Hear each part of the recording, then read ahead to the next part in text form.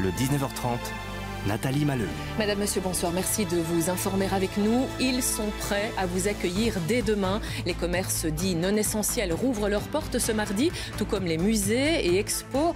Écho des derniers préparatifs en direct avec Valentin Boisgelot et Benjamin Carlier.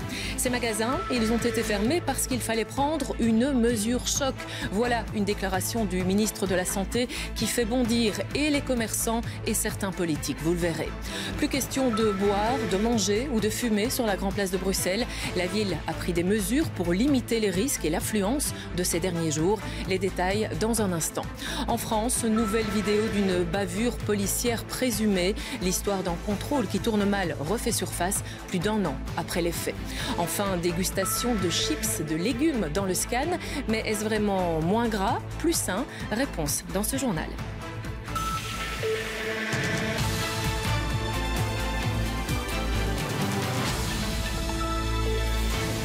Un peu de stress, beaucoup d'impatience. Les magasins dits non essentiels rouvrent leurs portes demain matin avec des règles à respecter. 1 client par 10 mètres carrés et pour maximum 30 minutes de shopping. Alors pour les commerçants, c'est évidemment bien moins contraignant que la fermeture imposée depuis 1 mois. Valentin Boisgelot, bonsoir. L'esprit de fête peut donc à nouveau s'inviter dans les commerces ? Oui Nathalie, je me trouve ici dans une bijouterie à Bruxelles et clairement ici, comme sans doute dans de nombreux magasins, il y a une ambiance de fête. À défaut de ne pas pouvoir la faire, cette fête, eh bien, tout est mis en place pour redonner le sourire aux gens, pour leur permettre d'oublier un moment cette période de crise sanitaire. J'ai à mes côtés la propriétaire de cet établissement. Alors dites-moi, cet esprit de fête à la veille de l'ouverture de votre magasin, c'est quelque chose d'important. Très, très, très important. Je crois que c'est indispensable de redonner un peu de bonheur aux gens. Ils en ont besoin. Ils ont besoin d'avoir un peu d'optimisme. Et je crois que c'est indispensable pour la survie de l'humanité, en tout cas des Belges. Vous m'avez dit, un magasin comme le vôtre, en cette période de fête, c'est quelque chose, d'après vous, d'essentiel. C'est tout à fait essentiel parce que je crois qu'énormément de gens ont envie de se faire plaisir, d'abord, et que s'acheter une paire de boucles d'oreilles pour beaucoup de femmes, c'est se faire plaisir. Avec son masque, on peut l'apporter. Et les gens ont envie d'avoir des contacts. Et je crois que c'est encore plus important, c'est les contacts humains. Et je crois que venir dans un magasin privé où il n'y a pas la foule, c'est très agréable et c'est essentiel pour beaucoup de gens. Voilà Nathalie, donc le rendez-vous est pris, ouverture de ces magasins dits non essentiels demain matin, avec bien sûr toujours ces mesures de sécurité qui restent d'application. Merci à vous Valentin, merci aussi à votre invité. Et dans ce contexte, une petite phrase du ministre de la Santé reste en travers de la gorge de nombreux commerçants. Selon Frank van den Broek, la décision de fermer les commerces non essentiels il y a 1 mois répondait surtout à une volonté de prendre une mesure choc pour la population. Des magasins dits non essentiels fermés ces dernières semaines, une mesure douloureuse pour de nombreux indépendants et pourtant, interrogé par la VRT, le ministre de la Santé lui-même affirme que dans ces magasins, il n'y a pas de vrai risque de contagion. Winkelen is eigenlijk geen groot risico als dat gebeurt op een heel goed gecontroleerde manier. Het is geen Waarom is het al een tijd geleden gesloten eigenlijk? Omdat je op een bepaald moment eigenlijk een beetje een schokbeslissing moet nemen. Je moet echt een schokeffect krijgen. En daar hoort bij dat je zegt, niet-essentiële winkels ook onmiddellijk dicht. Het was meer psychologisch eigenlijk dan een reële nood. Of een reëel veiligheidsgevaar. Nee, ik denk dat dat echt een goede beslissing was. Op een bepaald moment moet je eigenlijk zeggen, de blok erop. Une déclaration surprenante, explosive même. Elle provoque la colère des associations d'indépendants. C'est une injure, il faut être très clair, c'est une injure, c'est totalement indécent. Ce sont des cobés, on a essayé quelque chose, on a utilisé un prétexte, etc. Mais c'est très inquiétant, bien entendu, puisque maintenant le doute va s'installer. À chaque décision, chaque fois que le ministre Van den Broek va dire quelque chose, on va se demander si c'est réellement une décision qui est censée ou si c'est un coup dans l'eau, un coup d'essai. Dans les bureaux de cette autre association, l'incompréhension est totale. Les propos du ministre ont fait l'effet d'une bombe. On joue ici avec la santé économique de environ 35 000 entreprises, des magasins non essentiels et leurs familles. Parce que souvent, les entreprises ont aussi du personnel. Donc juste pour un effet choc, ça ne va pas du tout. Sur le terrain, le sujet divise. Certains commerçants admettent tout de même qu'il fallait envoyer un message fort à la population. quand les commerces étaient ouverts, on avait beau dire aux gens, restez chez vous, ne voyez personne, restez dans votre bulle, j'avais tous les jours des gens qui venaient chercher des cadeaux pour aller chez des amis. Donc, moi-même, je me rendais bien compte que si on ne fermait pas les magasins, les gens allaient continuer à vivre normalement. Les commerces non essentiels doivent ouvrir à nouveau leurs portes demain. Pour certains, ce sera sans doute avec beaucoup d'amertume. Oui, cette déclaration de Frank van den Broek suscite aussi une volée de critiques sur la scène politique et elles viennent de partenaires de la majorité. Le MR dénonce des propos inacceptables et réclame des explications. Le CDNV épingle aussi Frank van den Broek et même le PS, moins virulent, il parle de propos inappropriés. Alors Frank van den Broek a réagi par communiqué. Il affirme que le comité de concertation a suivi l'avis des experts du Céléval, de la cellule d'évaluation des risques. Pour en parler, nous avons invité Marius Hilbert, notre épidémiologiste. Bonsoir. Alors je le précise, vous n'êtes plus membre du Céléval, mais vous êtes un expert très bien connu de notre public. Une question très précise tout d'abord, ces magasins dits non essentiels étaient-ils, selon des études, selon ce que l'on sait, des lieux à haut risque de contamination ? Non, donc ce ne sont pas des lieux qui peuvent être considérés comme des lieux à haut risque de contamination. Sinon, ce n'est pas la première chose qu'on aurait rouvert en sortant des confinements. Ce sont des lieux où il peut y avoir, si les protocoles ne sont pas bien respectés, et éventuellement des problèmes de transmission. C'est pour ça qu'ils ont été rouverts dans des conditions très particulières. Et c'est vrai qu'il y a aussi un bénéfice indirect et qui est bien réel à cette mesure vis-à-vis du shopping plaisir et des choses comme ça qui pouvaient y avoir. Mais à ce ce moment-là, que le public... qui a été mentionné par la personne... Par une commerçante, oui, mais d'autres ne sont pas du tout de cet avis. Et ce que le public ne comprend pas, c'est pourquoi, si ce n'était pas des lieux à haut risque de contamination, et puisque là-bas on portait aussi le masque, pourquoi a-t-on décidé de fermer ces commerces dits non essentiels ? Mais en fait, c'est pour une raison très simple. Il faut rappeler le contexte, le moment où on était, au moment où ça a été pris cette mesure, c'est qu'en fait, on était à un moment où la transmission continuait à être en croissance. On ne voyait pas encore l'effet des mesures précédentes, et il fallait essayer de diminuer la transmission partout où elle pouvait l'être, même si c'était des mesures qui étaient relativement faibles. On essayait de gagner tout ce qu'on pouvait gagner, et c'est pour ça qu'à un moment, il y a eu cette décision et qui s'est faite en même temps aussi que la fermeture des écoles, en fait, qui s'est faite à peu près simultanément, d'essayer de gagner aussi de ce côté-là pour faire en sorte que le plus rapidement possible, la transmission diminue. Donc en clair, il fallait sur tous les terrains prendre des mesures, même là où économiquement c'était très douloureux. Oui, et ce qui s'est passé aussi, c'est qu'en fait, ce qu'on a vu, c'est que dans les jours qui ont suivi, en fait, on a commencé à voir les premiers effets des mesures qui avaient été prises 2 à 3 semaines plus tôt. C'est ce qu'on appelle vraiment une mesure choc pour la population, comme l'a dit le ministre ? Non, je ne pense pas que c'est une mesure choc. C'est plutôt une mesure no regrets. C'est-à-dire qu'on est dans une phase absolument critique et on se dit, bon, maintenant, qu'est-ce qu'on peut encore faire pour être certain de ne pas avoir de regrets si la semaine prochaine, ça continue encore à augmenter, pour ne pas se dire qu'on n'aura pas tout fait. Donc c'est une mesure de dernier recours qui a été prise en dernier recours. On était vraiment dans une situation tout à fait critique, et c'est d'ailleurs pour ça que maintenant que c'est redescendu, mais qu'on n'est pas du tout encore dans une zone sûre, oui, qu'on rouvre ces commerces. Qu'on rouvre ces commerces parce que ce ne sont pas des hauts lieux de transmission et qu'on peut se le permettre moyennant des dispositifs sanitaires et des protocoles plus précis. Ouais, il y a des lieux qui vont rester fermés par contre. Ce sont les salons de coiffure, les coupes, les colorations, ce sera pour bien plus tard, du moins en Belgique, parce que de l'autre côté de la frontière, en France par exemple, l'activité a bien repris. Mathieu Bonnier. Dans la banlieue de Maubeuge, ce salon est ouvert depuis samedi. Valérie n'a encore accueilli aucun Belge, mais elle ne compte pas les refuser s'ils se manifestent. Absolument pas aucun, du moment qu'ils respectent évidemment le protocole sanitaire qu'on impose forcément, mais non, il n'y a aucun souci. Dans l'Hexagone, les règles sont strictes. Port du masque, un client tous les 8 mètres carrés, désinfection des ustensiles et des sièges, des mesures suffisantes pour cette cliente. Aucun souci. Je me sens en confiance.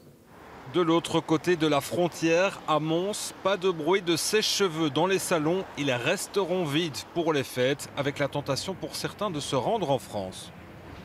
On va essayer de se débrouiller nous comme on peut, mais je vous avoue que ça énerve quand même pas mal.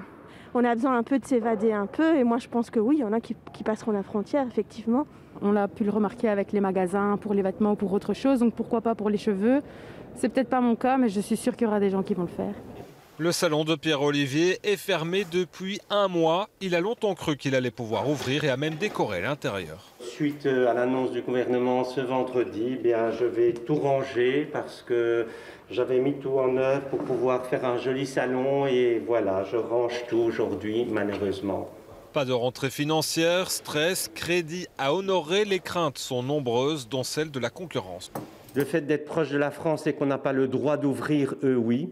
Donc c'est une injustice pour nous. Autre injustice, selon quelques coiffeurs, la concurrence déloyale. Pour Myriam, dont le salon est désespérément vide, certains continueraient à travailler. Peut-être pas chez eux, peut-être chez eux à couvert, tout fermé. Mais il y en a qui travaillent, ça c'est certain. La fédération professionnelle coiffure.org réfute ces accusations. Par contre, elle atteste bien que certains Belges traversent la frontière pour se rendre chez le coiffeur en France, mais aussi aux Pays-Bas. Maryse Gilbert, chez nous, les coiffeurs étaient prêts à nouveau à prendre des mesures de précaution. Ils réclament une réouverture. Sont cela des lieux à haut risque qui justifient la prolongation de la fermeture d'un point de vue épidémiologique à nouveau? Il y a tout un gradient en fait qu'on peut imaginer et effectivement les métiers, ce qu'on appelle les métiers de contact sont un petit peu plus à risque que des commerces dans lesquels il y a des protocoles sanitaires qui seraient respectés, mais on n'est pas non plus dans les lieux qui seraient les plus à risque. Donc voilà. Après il y a une décision politique de dire où est-ce qu'on met le curseur, est-ce qu'on met le curseur à ce niveau-là, ou bien est-ce qu'on autorise cette activité, sachant on sait qu'elle est un peu plus à risque que les commerces, et la décision politique a été celle-ci. Et là, pour vous, on pourrait rouvrir ou on doit encore attendre ? Pour l'instant, on est encore à des niveaux très hauts où il faut vraiment rester du côté de la sécurité en termes de transmission. Merci en tout cas d'être venu sur ce plateau. Il y a une bonne nouvelle tout de même, si vous avez des envies de sortie. Dès demain, les musées et expositions ont à nouveau l'autorisation d'accueillir du public. Alors attention, pas question de se présenter à l'improviste, il faudra réserver. Benjamin Carlier, bonsoir. C'est le cas de l'exposition Toutankhamon, là où vous êtes, à Liège ? Oui, tout à fait, Nathalie. Pour pouvoir venir voir la momie de Toutankhamon, il faudra réserver. Réservation obligatoire. Il y a d'ailleurs déjà eu quelques réservations aujourd'hui pour les visiteurs qui veulent venir dès demain matin 10h, le moment où l'exposition ouvrira. Alors, parmi les nouvelles règles, il y a bien sûr donc cette réservation, une bulle de 4 maximum. Pas question de faire des visites groupées, des visites de groupe, en tout cas pas pour l'instant. Je me trouve à côté de l'organisateur de l'exposition. Alors, il y a d'autres mesures qui rentrent en vigueur ? Tout à fait, et nous sommes tout à fait prêts également pour ouvrir demain au public. Effectivement, le port du masque sera obligatoire. Le parcours sera fléché pour éviter que le public ne se croise. C'est un flux aussi qui sera géré avec maximum 40 personnes, 40 visiteurs par demi-heure.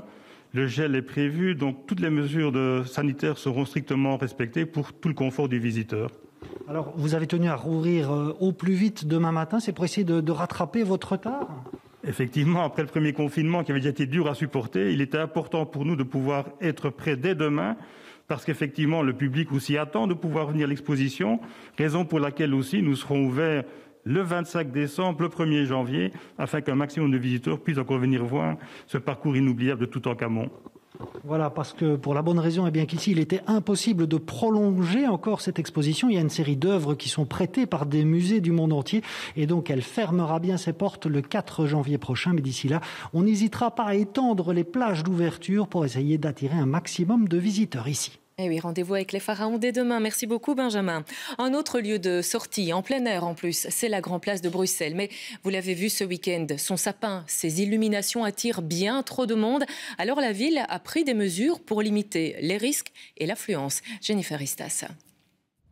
Le sapin illumine ce lundi une grande place peu fréquentée, mais la ville ne veut plus voir d'images de foule comme ce week-end. Désormais, le flux de visiteurs sera contrôlé. S'il devait y avoir trop de monde, on a un grand dispositif de caméra tout au-dessus de la Grande Place, on décidera de fermer certaines artères et donc de limiter la capacité. Interdiction de manger, de boire, de fumer sur la Grande Place. Les autorités veulent également assurer le port du masque en toutes circonstances. Mais est-ce que c'est valable vraiment tout le temps ou est-ce que c'est valable en fonction de la situation? Ici, là, par exemple, il n'y a personne pratiquement. Voilà, mais donc c'est du bon sens. On doit en même temps mettre des règles claires aussi aux gens. Il faut que les gens comprennent. Moi, je suis pas un bourgmestre qui ne veut pas que la population vienne voir sa capitale. C'est normal qu'ils veulent voir ce sapin. Simplement, on est dans un cadre particulier, dans une année particulière. Donc il faut accepter ces règles. On les met en place pour protéger les gens. Pour moi, c'est pas aller trop loin, c'est nécessaire. Parce que si on ne le fait pas là où il y a beaucoup de monde, où le fera-t-on ? Il faut faire des règles utiles, mais voilà, proportionnelles. Si on ferme certaines choses, mais qu'il y a 10 000 personnes sur la grande place, pour moi, c'est pas proportionnel non plus. Mais quand il n'y a pas grand monde, je vois pas l'intérêt de mettre des amendes parce que les gens mangent, fument ou boivent un café. Donc, voilà, oui. Il faut un juste milieu. C'est normal, hein, on doit être prudente. Comme ça. C'est pour ça qu'on vient pendant le week-end. Parce qu'on a vu qu'il est passé à Bruges, parce qu'on est de Bruges. On a besoin de se retrouver aussi à l'extérieur et voir d'autres gens, et puis de se retrouver un peu pour avoir cet esprit de Noël. Donc c'est rassurant un petit peu, ouais. La ville a également décidé de contrôler le flux des visiteurs sur la rue Neuve, des mesures qui seront en vigueur jusqu'au 8 janvier prochain. Oui, et si vous avez des idées originales pour passer le temps en ce mois de décembre, des activités en famille ou solidaires, n'hésitez pas à nous contacter à cette adresse, lesfêtesautrement@rtbf.be, et ce sera peut-être l'occasion pour nous de vous appeler et d'illustrer avec vous l'une ou l'autre initiative particulière. Et puis, si vous devez passer un test de détection du Covid, sachez que la Wallonie va bientôt compter 4 nouveaux lieux de dépistage massif. Le premier a été présenté aujourd'hui et il sera installé au cœur même de Liège Airport, dans le hall des arrivées de l'aéroport. Ce centre sera opérationnel dès mercredi, après-demain donc, et il sera géré par la Croix-Rouge.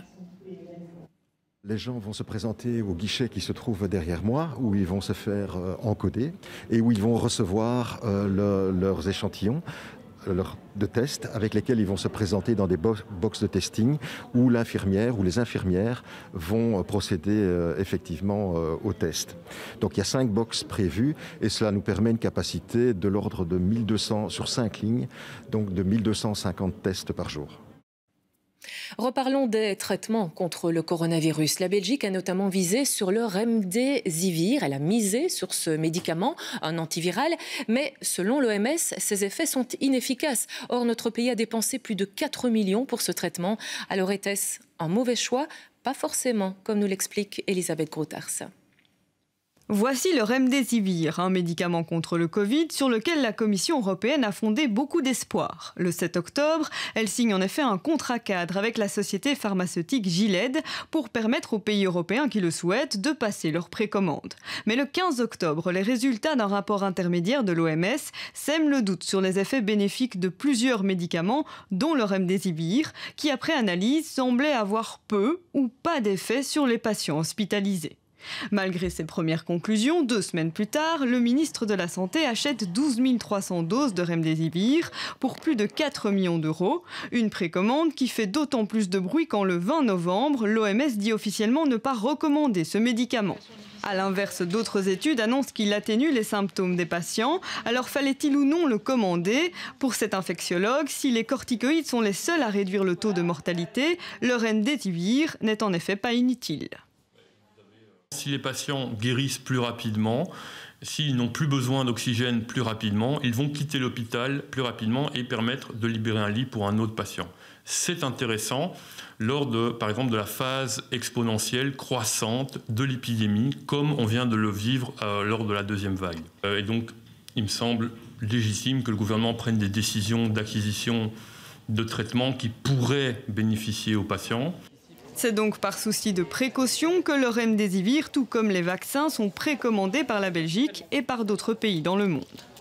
C'est effectivement un peu un pari. Les autorités politiques dans tous les États membres, mais ça vaut sans doute dans d'autres contrées du monde, n'ont pas envie d'attendre, d'avoir la sécurité absolue que le produit sera effectivement efficace et sûr sur le marché, et où évidemment vous allez payer le prix fort, parce que si vous n'êtes pas avec des réservations importantes, vous attendrez qu'il y ait des disponibilités. Un pari que tente donc la Belgique, qui a tout de même décidé de ne pas passer de nouvelles commandes de remdesivir en attendant une nouvelle étude de l'Agence européenne des médicaments. Et la Belgique conclut aussi des accords pour réserver des doses de vaccins potentiels. Daniel Welter, bonsoir. C'est le cas, évidemment, avec les futurs vaccins contre le Covid. Oui, et pour bien comprendre, en première ligne, c'est d'abord l'Europe qui négocie au nom des États avec les groupes pharmaceutiques. Et à ce stade, 2 milliards de doses ont déjà été négociées, ce qui n'est pas rien. Après, la Belgique fait son petit marché dans ce que l'Europe a choisi. Ainsi, on a déjà réservé des vaccins chez l'anglo-suédois AstraZeneca, Oxford ou encore l'américain Johnson & Johnson, l'autre américain Pfizer avec l'allemand BioNTech et puis l'allemand CureVac. Au total, j'ai fait le petit calcul pour vous, il y en a pour plus de 20 millions de doses. Pour 11 millions de Belges, vous allez me dire, c'est quand même beaucoup, oui, mais tous les vaccins ne protègent pas de la même manière, n'arrivent pas en même temps. Et puis, pour certains vaccins, eh bien, il faut 2 doses. Oui, et puis tout cela a un prix et donc un coût pour l'État. Oui, alors officiellement, le prix n'est pas encore fixé. En fait, il est tenu secret pour une question de concurrence. Mais selon la Fédération européenne de l'industrie pharmaceutique, eh bien, il faut compter de 5 à 15 € la dose, ce qui coûterait à la Belgique de 100 à 300 millions d'euros. Mais avec la garantie de voir un jour le vaccin arriver sur le marché ? Eh bien, pas forcément, parce qu'il faut encore qu'il soit validé scientifiquement, c'est-à-dire que l'Agence européenne des médicaments doit le déclarer sûr et efficace. Alors, est-ce que la Belgique va perdre de l'argent s'il n'est pas validé, s'il n'est pas autorisé? Non, il ne s'agit ici que de réservation. Le contrat est alors dissous, sauf pour l'acompte, ou plutôt pour les acomptes qui seront perdus. Mais eux, ce n'est pas la Belgique qui les paye, mais c'est l'Union européenne. Oui, mais ça n'a pas toujours été le cas, on le précise. Ah, effectivement, en 2009, souvenez-vous, face à la grippe H1N1 que l'on annonçait terrible, eh bien, Loreton Collings, alors ministre de la Santé, passe commande de 8 millions de doses pour 85 millions d'euros qu'il a fallu payer, même si les vaccins n'ont pas été utilisés. Du coup, la Belgique en offrira même une partie à l'OMS qu'il distribuera dans les pays qui sont les plus atteints. Merci à vous, Daniel, pour toutes ces informations. À suivre dans ce journal, l'arrière-goût de la fête de Thanksgiving aux États-Unis. Plusieurs spécialistes s'attendent désormais à une explosion du nombre de contaminations. On en parle en direct de New York avec Karine Houghton. Romain Grosjean rassure ses fans et remercie le Halo. C'est sans doute cet arceau de sécurité qui a sauvé la vie du pilote de Formule 1 hier. Et puis découverte de paysages de Chine entre neige et soleil. Ce sera l'escapade de ce journal. Et j'en ai profité pour retirer mon masque puisque Daniel est parti. Tout d'abord, plein feu sur une nouvelle vidéo qui fait polémique en France. Elle montre un contrôle de police en avril 2019 et il y a, là derrière, une bavure policière présumée. Plus d'1 an après les faits, en tout cas, une enquête est ouverte. Esmeralda Labi. À bord de ce véhicule, 6 jeunes. Ils ont entre 16 et 22 ans. Nous sommes le 30 avril 2019, il est 2 h du matin. À un feu rouge, ils sont soudainement bloqués par 3 véhicules. 8 hommes armés en sortent. Une voiture noire nous a coupé la route. J'ai vu 2 armes pointées sur nous et quelques secondes après, on a entendu les coups de feu. J'ai baissé la tête, j'ai vu ma vie défiler car j'ai vu la vitre se briser. Le conducteur reconnaît avoir fait marche arrière, terrorisé, persuadé qu'il s'agit d'un carjacking et qu'on va le tuer. Il se souvient aussi très bien des mots prononcés par les hommes en civil. Coupe le contact, coupe le contact. Les hommes armés sont des policiers de la brigade anticriminalité qui suspectent les jeunes d'un vol de sac à main. Problème, leur interpellation se fait sans le moindre signe d'identification, brassard ou gyrophare, et sans faire de sommation avant d'ouvrir le feu. Un homme a ouvert ma portière et a essayé de me mettre dehors, mais j'avais la ceinture de sécurité. Il forçait en hurlant. Lorsque j'ai senti une menotte, j'ai réalisé que c'était des policiers. J'ai vu que mes amis n'étaient pas blessés, je me suis dit que c'était bon, que je n'allais pas mourir ici. Le sac à main n'est pas retrouvé, les poursuites sont abandonnées, mais le jeune chauffeur est accusé de violence volontaire sur personne dépositaire de l'autorité publique. Les policiers, eux, ne sont pas sanctionnés. La balle est passée à quelques centimètres de ma tête. Et ce policier est toujours armé et continue de travailler. On attend quoi? Qu'il tue quelqu'un? Dans leur procès-verbal, les policiers reconnaîtront qu'ils n'avaient ni gyrophare ni brassard de police, que l'action a pris le dessus. Une enquête pour violence par personne dépositaire de l'autorité publique sera finalement ouverte. Pour l'avocat du jeune conducteur, la situation prouve clairement la tentative d'homicide volontaire. Oui, et information importante, sachez qu'aujourd'hui, les députés français de la majorité ont décidé de réécrire un article de loi controversé sur la sécurité globale, un article qui justement limite la diffusion d'images des forces de l'ordre en action. La crainte des autorités sanitaires aux États-Unis. Les Américains viennent de fêter Thanksgiving, les voici de retour dans leur foyer et certains craignent une explosion de nouveaux cas de Covid. Philippe Antoine. Par la route ou bien par les airs, c'était prévisible. Le week-end de Thanksgiving a incité des millions d'Américains à se déplacer pour se retrouver en famille. Au moment de rentrer chez eux, 3 ou 4 jours plus tard, beaucoup affirment avoir fait le nécessaire pour éviter la contamination. Yeah, we took a lot of precautions. Everything we do safely, but we're not going to stop living just because of COVID. It was very hard. My mom was very cautious, or hesitant rather, but we just, as a family, just wanted to see each other and, you know, knew that we could be responsible and at the same time. Mais cela n'empêche pas l'inquiétude de plusieurs responsables américains chargés de lutter contre la pandémie. Ils s'attendent à une nouvelle flambée de contamination dans les prochains jours, alors que la situation est déjà terriblement compliquée. I got a couple of calls from colleagues and associates who were very much involved in different states throughout the country saying, we're at that point where we soon, if things don't turn around quickly, we're going to have a situation with capacity, not only of hospital capacity, but staff. What can we do? We don't want to lock down completely, but we might have to. Le docteur Fauci s'est empressé d'ajouter qu'il parle bien de confinement au niveau local, pas national. Les craintes des experts américains se nourrissent sans doute de ce qui s'est passé récemment au Canada, où la fête de Thanksgiving s'est déroulée début octobre. Et les rassemblements familiaux ont provoqué un pic de contamination dans les semaines qui ont suivi. Aux États-Unis, il y a plus de 13 millions de personnes qui ont été infectées par le Covid-19 et plus de 266 000 morts. Et malgré cette situation, les écoles primaires publiques de New York vont rouvrir leurs portes. Bonsoir, Karine Houghton. À New York comme ailleurs, on cherche un peu l'équilibre entre les mesures sanitaires et l'éducation des enfants. Oui, comme partout, et les parents dont les enfants avaient repris les cours fin septembre eh bien, étaient très déçus la semaine dernière lorsque le maire de New York a annoncé fermer les établissements scolaires, et ce, alors que les tests montrent que la contamination ne se fait pas à l'école, et ce aussi, alors que de nombreuses mesures de précaution et de gestes barrières ont été mises en place. D'ailleurs, ceux-ci restent primordiaux pour la réouverture la semaine prochaine. Seul un tiers du million d'écoliers va pouvoir retourner sur les bancs de l'école. Les 2 autres tiers qui avaient opté pour l'enseignement à distance, ainsi que les collégiens et les lycéens, eh bien, ne pourront pas retourner pour l'instant. Ensuite, il faut savoir que les classes ont été divisées par 2 et que les enfants ne vont à l'école qu'1 jour sur 2 en moyenne. Enfin, les masques restent bien sûr exigés, même en maternelle, et des tests seront effectués au hasard chaque jour parmi les enfants.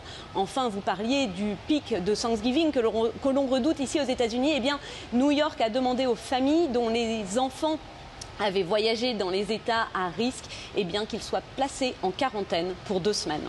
Karine Houghton à New York, merci à vous Carrie. C'est l'heure de l'apéro dans ce journal, avec au menu des chips de légumes. Vous êtes de plus en plus nombreux à en acheter, mais est-ce plus sain, moins riche que les traditionnels chips de pommes de terre? Réponse avec une dégustation menée par Jennifer Istas pour le scan de ce lundi. Est-ce que cette betterave rouge ou ce panais sont vraiment dans ces chips aux légumes? Est-ce que les chips aux légumes sont plus sains que les chips traditionnels? Le scan s'est mis à table.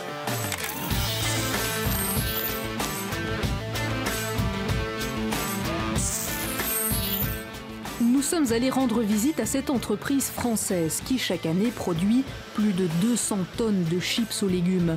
Son processus de fabrication est simple, c'est le même que pour les chips aux pommes de terre. Pour faire simple, une chips, c'est un légume tranché et frit dans l'huile et salé en règle générale. Ces carottes, ces panais, ces betteraves rouges passent donc tous dans une friteuse sous vide géante où ils sont cuits à 110 degrés. On fait le vide dans la friteuse, ce qui permet de frire à basse température les légumes et de garder leur couleur et leur goût. Ici, les betteraves rouges viennent de sortir de la friteuse. On va les passer en essoreuse pour enlever le trop-plein d'huile. L'huile qui est en surface, on va l'enlever pour éviter d'avoir un produit qui soit d'aspect graisseux. On connaît leur processus de fabrication, analysons maintenant leurs apports nutritifs. Comparons avec cette diététicienne un paquet de chips aux légumes avec un paquet de chips traditionnels. L'apport en calories, c'est exactement la même chose. Au niveau des lipides aussi, pourquoi? Parce qu'à la base, ce sont des aliments qui sont frits et donc qui apportent beaucoup de matière grasse, et la matière grasse apporte beaucoup de calories. Donc c'est la même chose. Au niveau du sel, ça c'est un problème avec ces produits qui sont ultra transformés auxquels on rajoute du sel. C'est la même chose, on est à 1 gramme de sel par 100 grammes, donc c'est vraiment important. Reste-t-il alors finalement le moindre bénéfice nutritionnel du légume de base? À part les fibres qui restent, le fait de cette production, de ces manipulations, transformations, en effet c'est le bon terme, des aliments ultra transformés, il ne reste plus de vitamines ni de minéraux à part le sel. Chaque année, les ventes de chips aux légumes augmentent de 10%. Les industriels ont en ligne de mire un public cible bien déterminé. C'est vrai que c'est un produit quand même qui est très acheté par la gente féminine, qui effectivement est intéressée par ce côté légumes par rapport à la pomme de terre. Mais quand on y regarde de plus près sur la pyramide alimentaire, ce produit n'est bel et bien pas dans la catégorie légumes. Donc là, on prend les légumes qui se trouvent ici dans la base de la pyramide alimentaire. Par contre, ce légume frit, auquel on ajoute beaucoup de graisse, du sel, remonte dangereusement au-dessus de la pyramide alimentaire. Et vous voyez que plus on monte, ça veut dire qu'on doit manger moins de ces aliments. Les chips, forcément, se trouvent dans ce poids de la pyramide alimentaire où ce sont des aliments non indispensables qu'on conseille de prendre en petite quantité. Quoi qu'il en soit, il est toujours conseillé, tant pour des chips aux légumes que pour des chips traditionnels, de ne pas en abuser. Environ 30 grammes par personne. Une idée, une info, une adresse, le scan@rtbf.be. Bon appétit!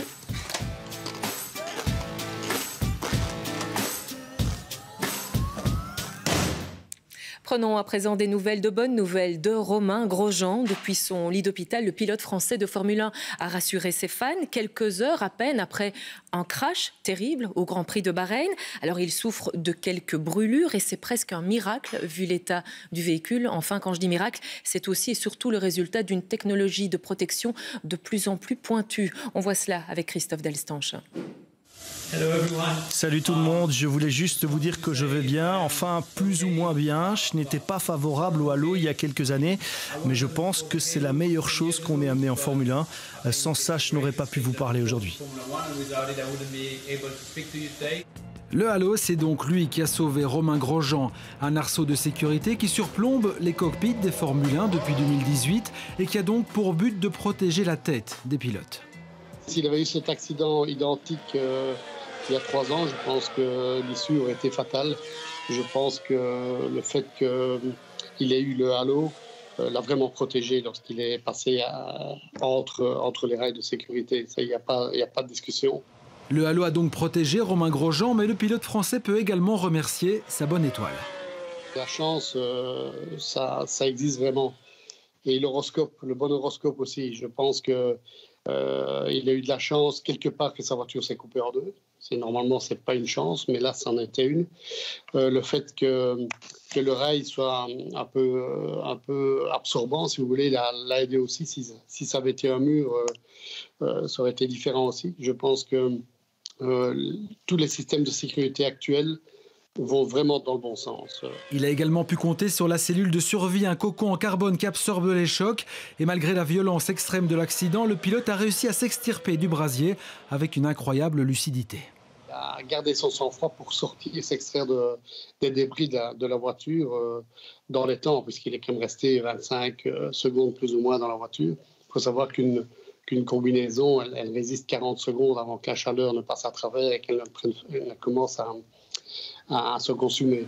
Romain Grosjean quittera l'hôpital ce mardi mais ne disputera pas le prochain Grand Prix dimanche prochain, toujours à Bahreïn. Et plus loin encore que Bahreïn, nous vous proposons à présent une escapade en Chine à la découverte de paysages époustouflants, des paysages en mode hiver. Et la visite est signée Éric Bévert. C'est un long, très long escalier, des centaines de marches. Mais celui qui les gravit reçoit une récompense qui vaut largement l'effort. La montagne Laojun fait partie d'un site classé 5 étoiles, la catégorie la plus élevée des lieux touristiques chinois. Historiquement, ce lieu était même l'une des retraites favorites de Lao Tzu, le fondateur du taoïsme. Et on comprend pourquoi, surtout quand le jour prend fin. On quitte le centre de la Chine pour l'est du pays. Là aussi, le relief offre des paysages magiques. À voir l'écoulement des flots de nuages, on ne sait même plus très bien si on navigue dans une carte postale montagneuse ou maritime. Un spectacle qui attire une foule de visiteurs, aussi nombreux, mais moins masqués que sur la Grande Place de Bruxelles. Mais bon, la Chine, elle, semble avoir maîtrisé la propagation du virus, à moins qu'il ne fréquente pas les sommets, contrairement aux touristes d'un jour. Après avoir grimpé au sommet, j'ai vu le givre et la mer de nuages et ça m'a fait très plaisir. En parlant de mer, la troisième étape de notre balade chinoise nous emmène sur le lac Xingkai, au nord-est du pays. Les températures ont tellement plongé qu'il est désormais impossible de faire de même dans l'eau. Les rives sont gelées, mais pas question non plus d'y faire du patin. Les blocs de glace se sont soudés de manière anarchique. Le soleil tente bien de réchauffer le tout, mais le dégel n'est pas pour demain. En attendant, les intrépides peuvent sans miracle marcher sur l'eau. Et voilà qui referme ce journal. Place tout de suite à l'émission Questions en prime avec Sacha Daoud. Très belle soirée à vous. Merci.